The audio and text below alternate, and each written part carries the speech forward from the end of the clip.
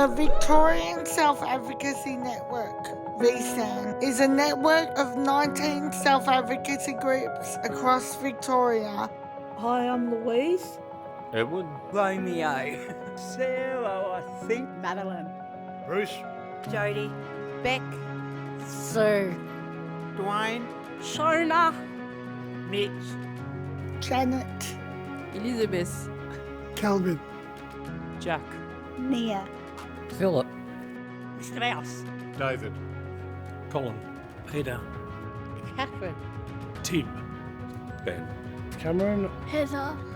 Self-advocacy groups are run by and for people with disabilities who work together to make sure they have the same rights, choices and opportunities as anyone else in the community. These self-advocacy groups are made of self-advocates with disabilities who are the most marginalised and ignored. People with intellectual disability, people with acquired brain injury, people with complex communication needs. They have come together to fight for their future. What will change if self-advocacy got ongoing funding? The ongoing funding is going to help with filling in the gaps for people with invisible disabilities, such as Shona, Dwayne, myself. We would be able to make our group stronger by connecting more parents around Victoria and the rest of Australia to keep our groups going, because we are all great self-advocates in our group. To have more events and connect to people like us. Funding would help us get our own space so we can have our regular meetings. Office spaces. Some office space. Staff, an opportunity to pay members. More members within our group to be peer workers. Peer workers to deliver training and workshops. The people with the disability ourselves can stay employed.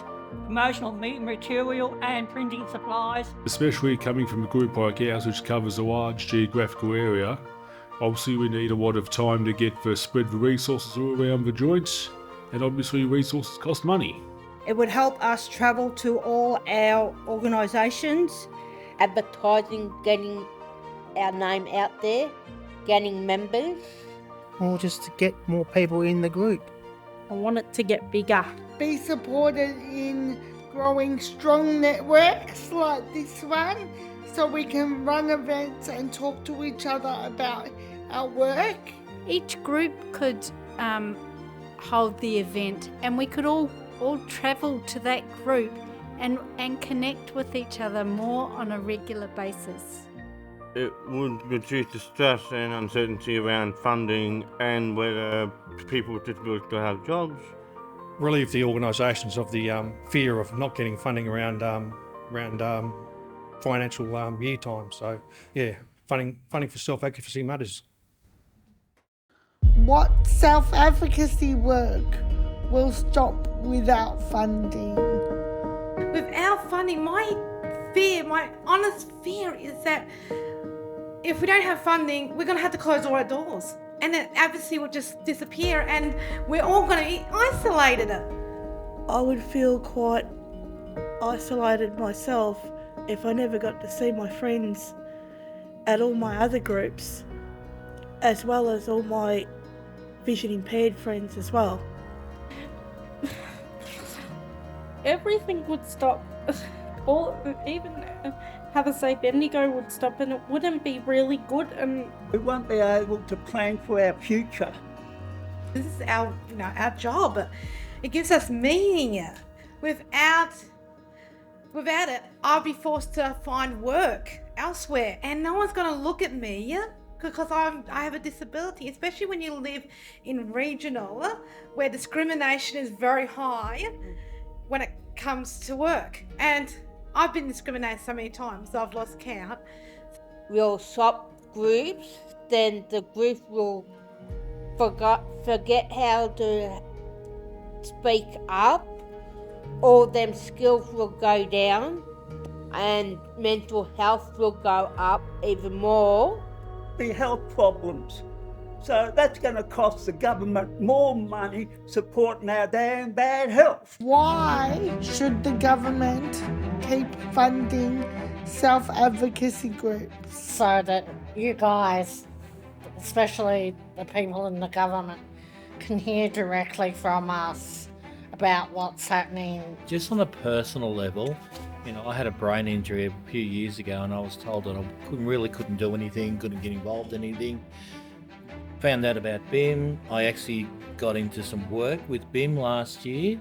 I'm on a committee of management now with BIM, and I'm also helping a peer support group in Footscray with BIM. So I suppose funding helps me personally get involved in the outside environment. I'm not just staying at home. Because we need this money to survive. Don't give us the ladder to climb the tree and then take out the ladder so that we'll stuck up there. Don't let us stuck, please. Give us funding so that we can move.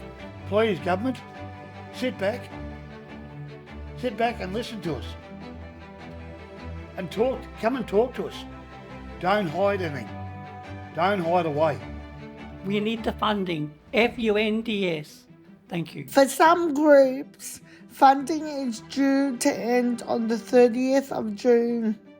After that, these groups are at real risk of falling apart and disappearing along with the voices of people with disability. Activities will stop, peer workers will stop, support will stop, work will stop.